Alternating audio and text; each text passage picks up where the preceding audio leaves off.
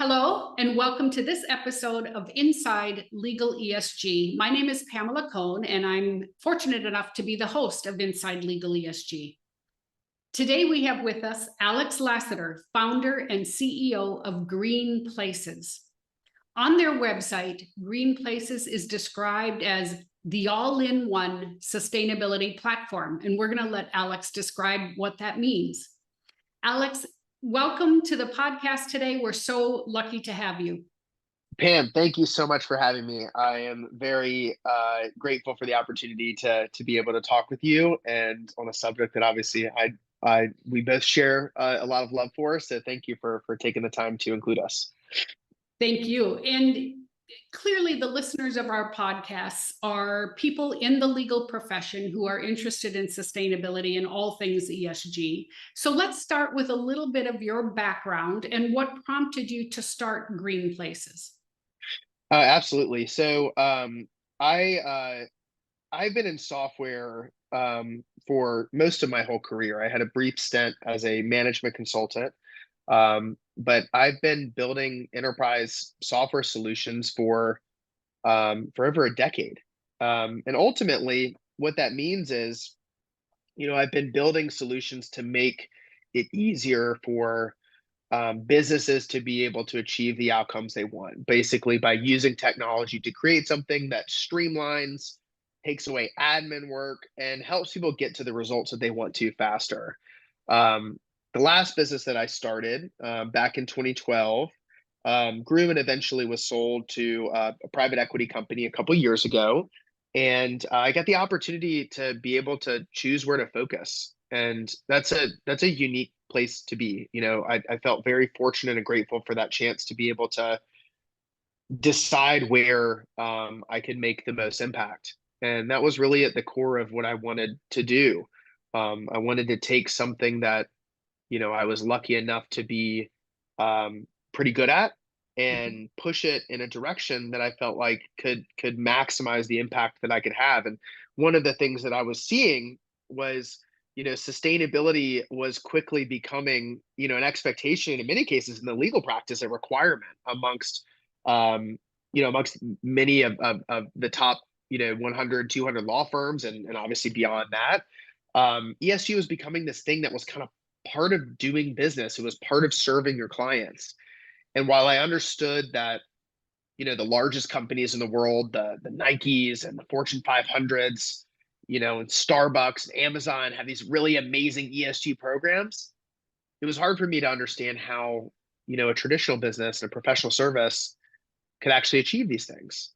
I'm a son of an attorney and, I've grown up around the legal practice and, it's challenging to manage the relationships and the brand equity, all these things that you build up, to become such a trusted advisor, in the legal profession. And to have to also be able to excel at things like this can be a real challenge. And the funny thing is, many lawyers that I know and have gotten to know over the years in a professional sense actually deeply care about these things. In fact, they help their clients a lot of times with it. But advising on ESG from the legal ramifications, helping to serve clients' needs in an evolving space, and then looking inward and making sure that your firm can, actually achieve these important metrics is really hard. And,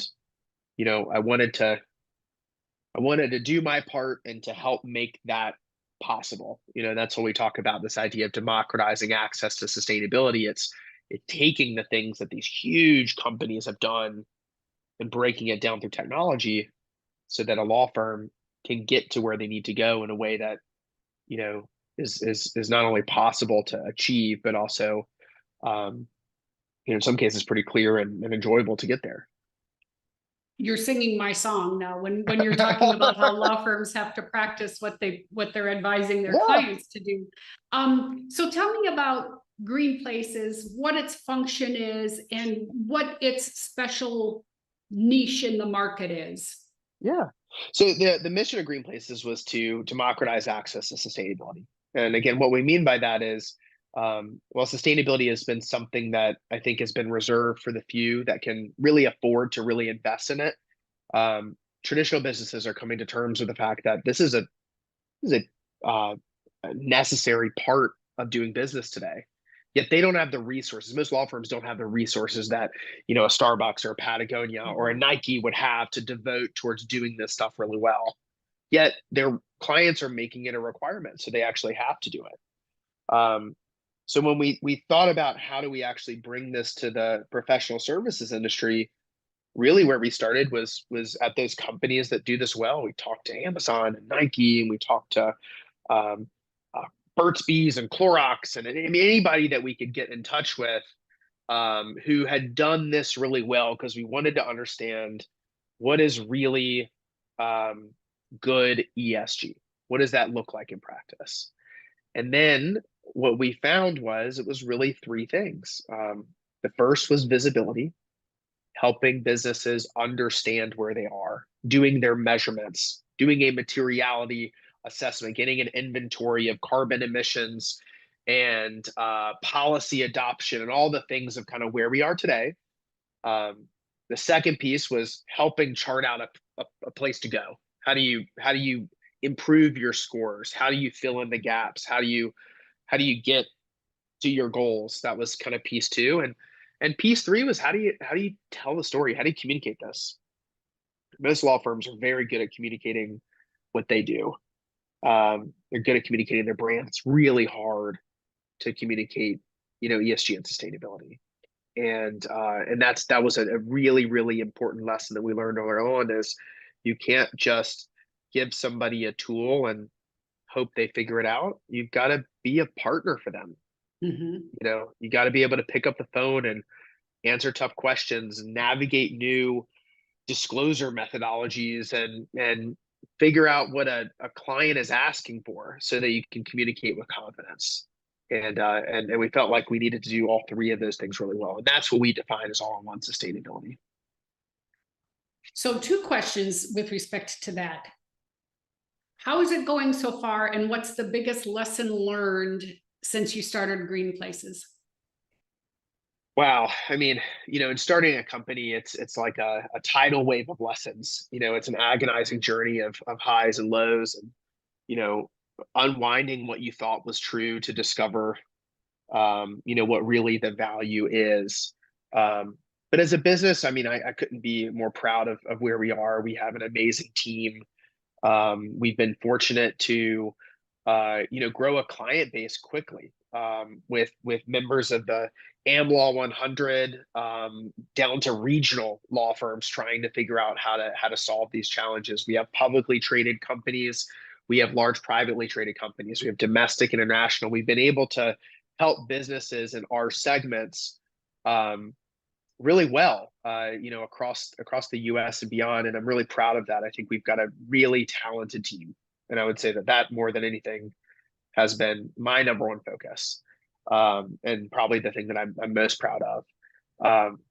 And in terms of,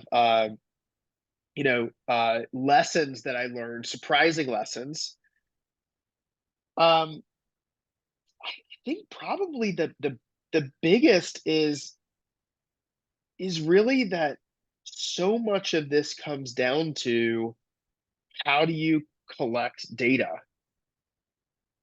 That's the challenge, helping somebody understand where they are. I mean, it's obvious now to look back at that and say, the biggest challenge that the legal industry faces in decarbonizing is data collection. I would have thought it was the opposite. I think when I started, I thought the real challenge was the strategies. How do you help somebody reduce their footprint? But the reality is, once you know the data, helping them figure out what they can do is actually much, much more attainable. Yes. It's the data collection that's hard, And even knowing where to collect that data, because law firms are no different than most companies. And this data lives, if it lives at all inside an organization, it's in very different systems and departments and silos. And it's not all together where you can easily synthesize it and analyze it. What I always tell people, and I agree with you 100%, ESG is not adding anything new to a law firm. It's a different Exactly. lens at looking at the same information. That data exists. It just lives in places that were never meant to talk to each other. It's a different way to look at the health of your firm. And I think that a lot of times a misconception is, you know, doing ESG well or sustainability well is about changing the firm's brand or aligning with a new pillar of who we are. And it's not. It's actually looking inward at the different systems and people and metrics and things that we have in place with a different lens and identifying low-hanging fruit, ways that many times save people money. We Yes. save businesses money all the time, and they're shocked because they think sustainability is a cost center. I said, no, it's a profit center. Sustainability and efficiency are the same thing. And to your point about embracing ESG does not necessarily mean you have to change the firm. I would argue that it probably doesn't work if you're doing ESG and changing who you are in order to do ESG. ESG is capturing who you are and what you're Yes. already doing and building a narrative around it and telling your story and setting a roadmap for improvement. It's not changing who you are, it's capturing who you are. Exactly. And in a lot of cases, we find that firms are really surprised at all of the great things they are doing. And they can Exactly. double down on those. And they've just never Yep. been able to fully encapsulate that and tell the story, but they're nervous because we hear a lot of times, well, what if we do this measurement and you know, we're poor, we're not good. Mhm. And I always say, that's not the way to think about it. You just are what you are. And the Yep. important thing is to measure it and improve. Yep. Running a business without a balance sheet is like running a marathon in the dark. Yep.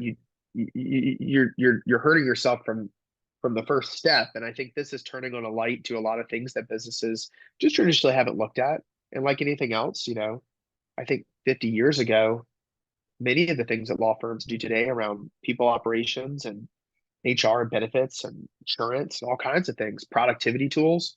Mhm. 50 years ago, if you went back and talked to a law firm back then, they would say, well, how on earth would we be looking at those things? You'd say, Yep. well, if you do, you'll be 50% more profitable and you'll be more successful. I completely agree. And I also feel like this tendency for law firms to have to, be earning an A in order to be transparent about what their score is or what their grade is. And I Yeah. think what's different about ESG and sustainability in general is that everybody knows we're on a journey. And the important thing, to your point, is let's measure where we are so we can make progress. Everybody's on the journey. Nobody is finished with this journey, nor do I think anybody ever will be. So as long as you're making progress, that's a really good story to tell. And it's hard for lawyers to be that transparent. It is. And I think it's counterintuitive to the job. Mhm. Lawyers think about being trusted advisors and helping businesses and people and clients understand, the ramifications of what they do and how to operate their business or personal matters, whatever it might be.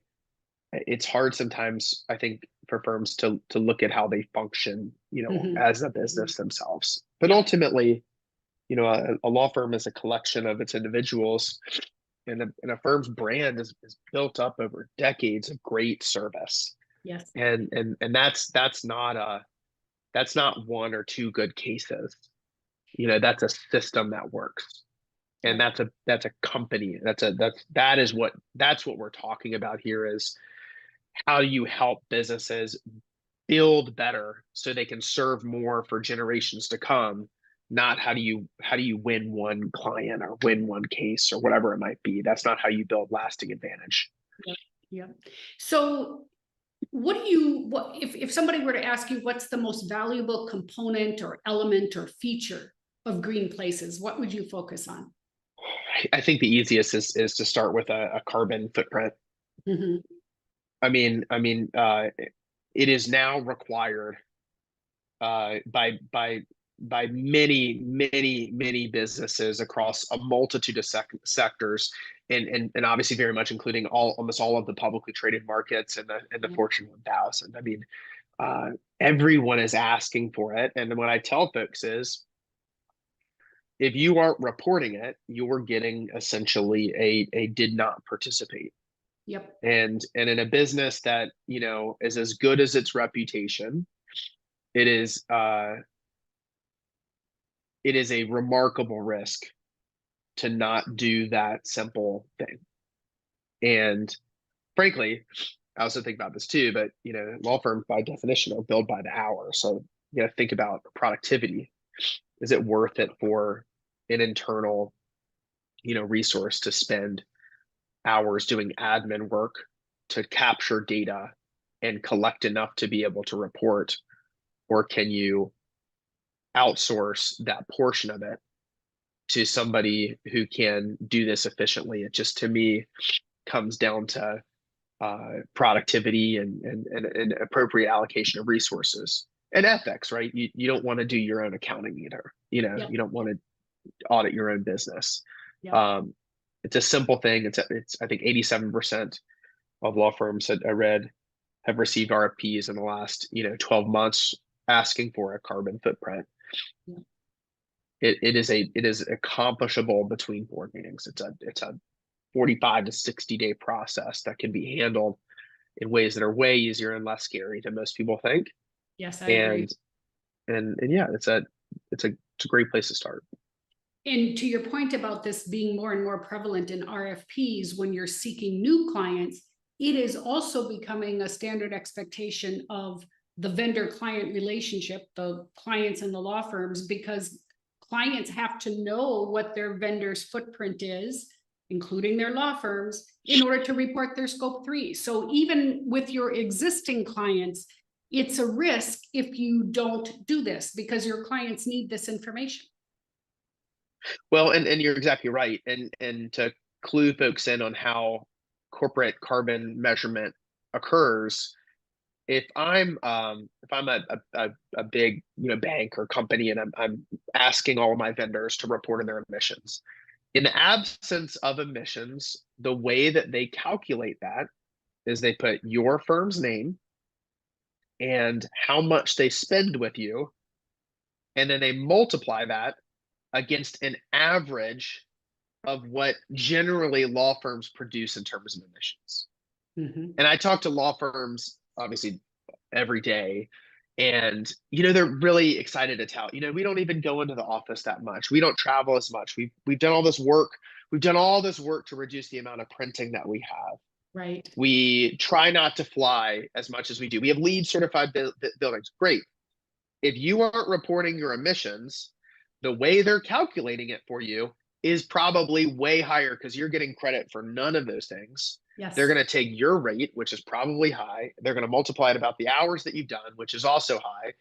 And then when they pull up their report, you're going to be one of their top 10 emitters. Are you actually? No, but because you didn't participate, they subbed in an industry average, and all of that work and time that you did was for naught. And that's why they're banging your door down. So if you do your footprint, lo and behold, you get to go to the client and say, this is where you had me, this is where I am. Yes. And you get to immediately help them, because now you can show a reduction in emissions. They get to go report to their shareholders and their board, all of the CEOs that have their comp tied to ESG, which I forget the number now, but at one point it was 30 to 40% of the Fortune 500. There's a better chance they get their bonus this year because you did that. Now, what easier thing could you possibly have to improve somebody's relationship? Because again, they have a number for you, and I guarantee you, it's if anyone listening has done any of those things, it's probably a higher estimate than you are, because that's the standard of the industry. Yep. And they're just using a factor, right? And they're just multiplying it by the industry average. So you're only average if you don't participate at best. Exactly. And those factors are designed to overestimate. Yep. Because they're trying to accommodate for people who don't report. And you know, it's like you're doing all this work to be green. Well, why not take some credit for it? Yes. Like, all you have to do is have the number, you know, and when you do, you can do that, and proudly, and you'll win deals. You know, you'll win deals. Yeah, completely. Okay, so what's next for GreenPlaces? Well, we are really, really investing in kind of two key areas. So the first key area is to continuously make our reporting the most accurate and the easiest to be able to get through. And we do that with a priority focus on integrating into places where we know and developing the relationships that we have to make this easier for law firms. So I'll give you one example of that. Tishman Speyer is I believe, largest landlord by square foot in the U.S. And they house many law firms, professional services across the United States and obviously beyond too. Whenever I talk to a law firm, one of the first questions they have is, we may not know our electricity because we're a tenant in a bigger building. Well, as part of the investment and partnership that we've received from Tishman Speyer, GreenPlaces uniquely can get your electricity, your gas, your water, your utilities, even if it's just included in your rent, from any Tishman property. So that's going to knock off a ton of that headache for you, and it's going to increase your accuracy, and it's going to make your life a million times easier right off the bat. So we're trying to partner deep into this industry to help firms in ways that are unique to them, and that's one big piece.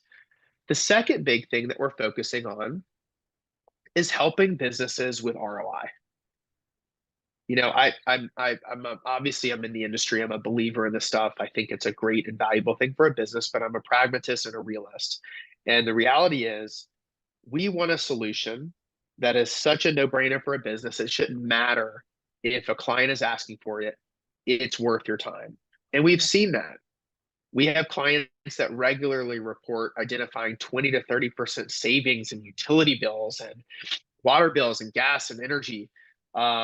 We identify financial incentives and rebate programs. That the cover story of The Economist, as we're recording this, talks about $2 trillion worth of rebates and incentives coming on the market to help businesses decarbonize.